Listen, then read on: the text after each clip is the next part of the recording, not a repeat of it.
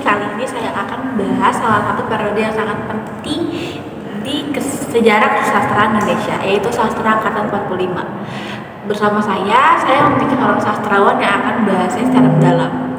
Sebelum itu, mari kita perkenalkan dulu.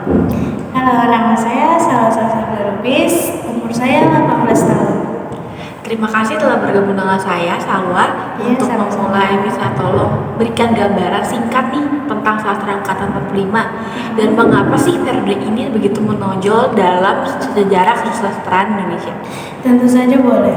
Sastra angkatan 45 adalah periode yang bersemangat setelah kemerdekaan Indonesia.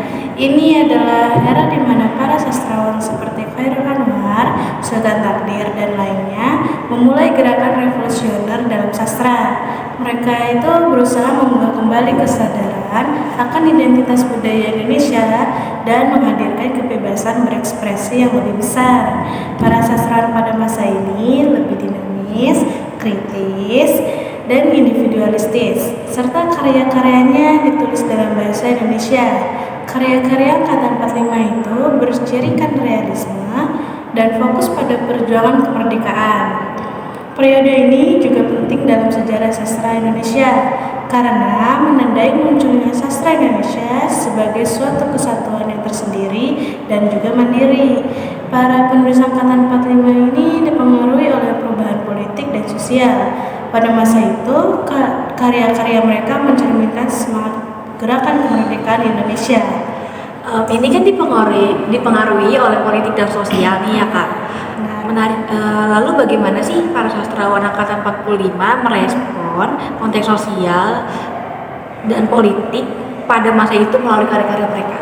Mereka itu meresponnya dengan karya-karya yang mencerminkan semangat perubahan, membangkitkan kesadaran akan identitas keindonesiaan, dan juga menunjukkan ketajaman dalam mengkritik kondisi sosial politik pada masanya. Gitu ya Kak. Terus apakah ada sesuatu karya tertentu dari periode ini yang menurut Anda sangat merepresentasikan semangat angkatan sastra 45? Angkatan 45 ini merupakan gerakan sastra yang lahir pasca kemerdekaan Indonesia pada tahun 1945. Salah satu karya sastra yang dianggap mempresentasikan semangat dari periode ini ada novel Bumi Manusia, karya Pramoedya Anantatur. Novel ini menjadi bagian penting dalam kanon sastra Indonesia modern dan juga dianggap sebagai salah satu karya sastra terbesar dalam sejarah sastra Indonesia. Bumi Manusia ini menggambarkan kondisi sosial, politik, dan budaya Indonesia pada masa penjajahan Belanda. Di awal abad ke-20 ini, dalam karyanya, Pramoedya secara cermat menggambarkan semangat perjuangan, kepedulian terhadap nasib bangsa, serta semangat kebangsaan yang kuat. Menarik sekali ya Kak. Apa sih yang membuat karya-karya sastra dari angkatan 45 begitu berbeda dari karya sebelumnya? Salah satu hal utamanya itu ada pendekatan mereka terhadap bahasa dan gaya penulisan. Mereka ini menggunakan bahasa yang lebih lugas dan terbuka, mengekspresikan emosi dan pemikiran secara lebih pribadi. Contohnya Khairul Anwar sebagai puisi yang dikenal dengan puisi-puisinya itu yang menampilkan kejujuran emosi yang mendalam. Terus bagaimana sih dampak dari gerakan sastra angkatan 45 terhadap perkembangan Indonesia setelahnya? Gerakan ini memberikan fondasi yang kuat bagi perkembangan sastra modern di Indonesia. Mereka membuka jalan bagi kebebasan berekspresi dalam sastra. Muncul karya-karya yang lebih berkarakter dan mencerminkan identitas keindonesiaan. Sastra angkatan 45 ini juga menjadi landasan bagi perkembangan sastra selanjutnya. Dapatkah Kakak memberi contoh nih karya-karya yang paling menonjol dari angkatan 45? Dan bagaimana sih karya-karya itu mempengaruhi perkembangan sastra Indonesia?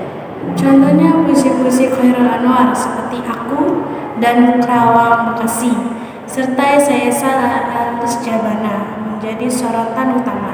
Karya-karya ini menampilkan ketajaman emosi dan pemikiran yang revolusioner, mempengaruhi gaya penulisan sastra Indonesia pada masa itu dan setelahnya.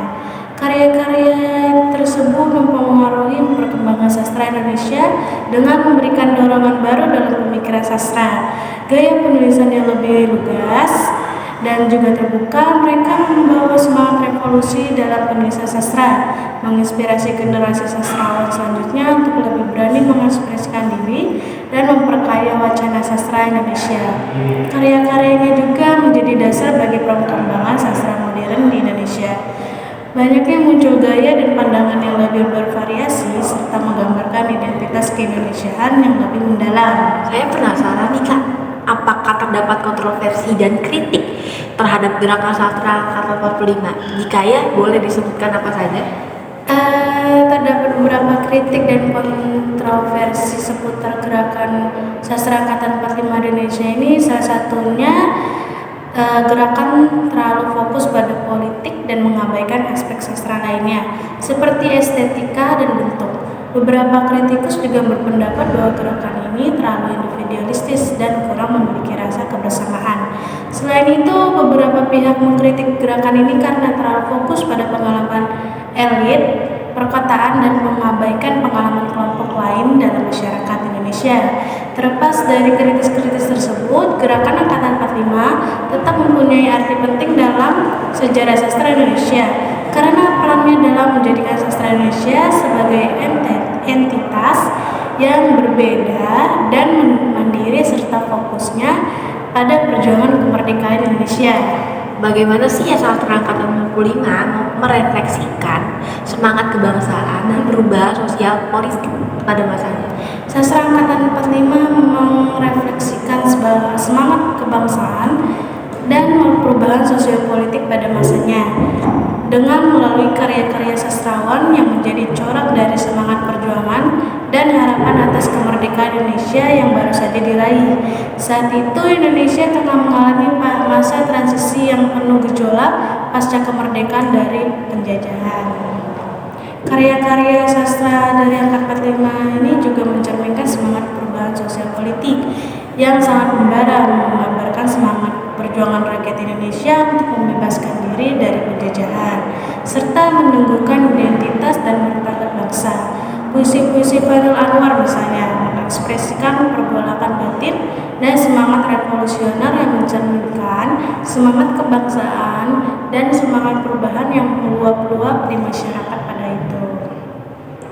Selain itu, esai-esai yang dihasilkan sastrawan Angkatan 45 juga terutama contohnya karya Sultan Takdir dan para kontributor majalah Pujangga Baru merangsang pikiran pembaca untuk mempertanyakan identitas budaya Indonesia, menyoroti masalah-masalah sosial dan mencari jawaban atas tantangan-tantangan yang dihadapi bangsa pada saat itu.